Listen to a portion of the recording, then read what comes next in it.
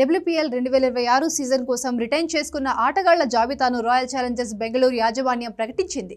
గరిష్టంగా 5గురిని రిటైన్ చేసుకునే ఛాన్స్ ఉన్నప్పటికీ 4 ఆటగాళ్లనే వచ్చే సీజన్ కోసం అట్టిపెట్టుకుంది. స్టార్ ప్లేయర్ స్మృతి మందనతో పాటు రిచా ఘోష్, ఎలిస్ పెరీ, శ్రేయాంక పాటిల్ను ఆర్సీబీ రిటైన్ చేసుకుంది. ఆర్సీబీ నెక్స్ట్ సీజన్ కోసం కొనసాగిస్తోన్న ప్లేయర్లలో మందన, శ్రేయాంక, దీప్తి ఇండియన్స్ కాగా ఎలిస్ పెరీ మాత్రమే ఫారెన్ ప్లేయర్గా ఉంది. రిటెన్షన్ రూల్స్ ప్రకారం ఆర్సీబీ వ్యూహాత్మకంగానే వ్యవహరించింది. కెప్టెన్ స్మృతి మందనను ఊహించినట్టుగానే తొలి ప్రాధాన్యతగా ఎంచుకుంది. దీనిలో ఆమెకు 3.5 కోట్లు చెల్లించుకుంది. అలాగే wicket keeper, batter Risha Ghosh ను రెండో రిటెన్షన్ గా తీసుకుంది. రూల్స్ ప్రకారం ఆమెకు 2.75 కోట్లు లభిస్తాయి. అలాగే ఎలిస్ పెరీ 2 కోట్లతో 3వ స్థానంలో రిటెన్షన్ గా నిలవగా, శ్రేయాంక పాటిల్ 4వ స్థానంలో రిటెన్షన్ కాగా 60 లక్షలతో తనతోనే ఉంచుకుంది.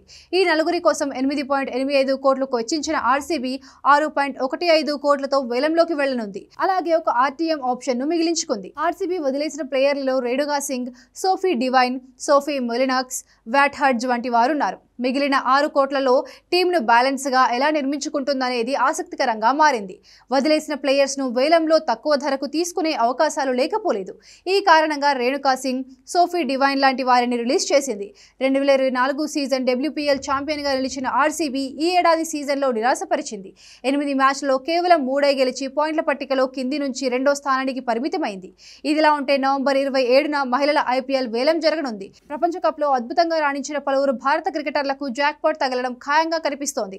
ఇప్పటికే 3 సీజన్లు పూర్తి చేసుకున్న WPL 4వ సీజన్ కోసం సమాయత్తమవుతోంది. ప్రపంచ కప్ విజయం నేపథ్యంలో WPL 4వ సీజన్కు ప్రేక్షాదరణ మరింత రెట్టింపు కానుంది.